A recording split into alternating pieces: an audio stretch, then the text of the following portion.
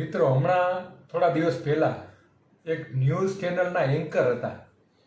બિચારા બહુ રાડું પાડીને બોલતા હતા कि आखिर क्या होगा एसआईपी का, आखिर क्या होगा म्यूचुअल फंड इंडस्ट्री का, एसआईपी क्यों बंद हो रही है, लास्ट 2 साल के अंदर रिटर्न न बनने के कारण सब एसआईपी बंद कर रहे हैं, आप जरा सोच के चलिए. મેં કીધું આ બેનને બિચારાને કંઈ ખબર નથી પડતી લાગતી. જે સ્ક્રિપ્ટ આપી છે એ સ્ક્રિપ્ટ વાંચવાનું કહી દીધું છે ન્યૂઝ ચેનલ વાળાએ, એટલે વાંચી લીધી છે.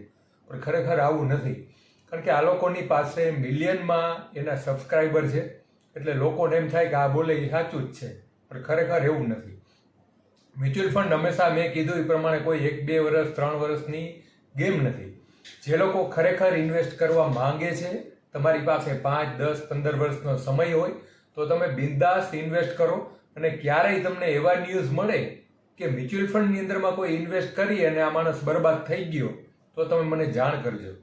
શેર બજારની અંદર બરબાદ થઈ ગયો એવા તમને ન્યૂઝ મળ્યા હશે, પરંતુ મ્યુચ્યુઅલ ફંડની અંદરમાં ઇન્વેસ્ટ કરી અને કોઈ વ્યક્તિ બરબાદ થઈ ગયો હોય તો મને કહેજો. એક રિયલ તમને એક્ઝામ્પલ હું સ્ક્રીન ઉપર બતાવું છું, તમે ધ્યાનથી જોજો. 2020ની અંદરમાં કોવિડ આવ્યો, તો કોવિડ એટલે વસ્તુ એવી હતી કે દુનિયાએ નહોતું ધારી એવી પરિસ્થિતિ આવીને ઊભી રહી શેર બજાર માટે અને સમગ્ર માર્કેટને માટે, બરાબર છે. એટલે કે દુનિયા આખી ઠપ થઈ ગઈ હતી 2020ની અંદરમાં. એના જેટલું તો માર્કેટ ક્યારેય ડાઉન જાય નહીં, એના જેટલી ખરાબ પરિસ્થિતિ ક્યારેય ન આવે. એવી ખરાબ પરિસ્થિતિની અંદરમાં પણ મ્યુચ્યુઅલ ફંડ્સની અંદરમાં જે લોકો ઇન્વેસ્ટ કરવા વાળા હતા એને બેંકની એફડી જેટલું વ્યાજ મળતું હતું.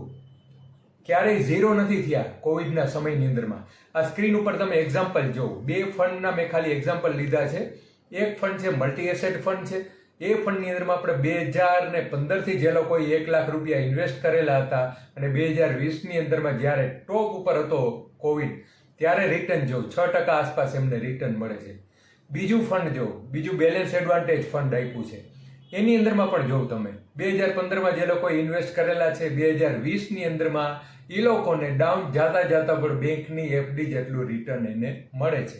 2021 પછી તો માર્કેટ પાછું પ્લસ થઈ ગયું છે, તો એ લોકોના પૈસા પાછા પ્લસ થવા માંડ્યા. પણ કહેવાનો મતલબ એ છે કે આનાથી ખરાબ પરિસ્થિતિ એકેય ન હોય. આવી ખરાબ પરિસ્થિતિની અંદરમાં આપણે બેંકની એફડી જેટલું રિટર્ન મળે છે.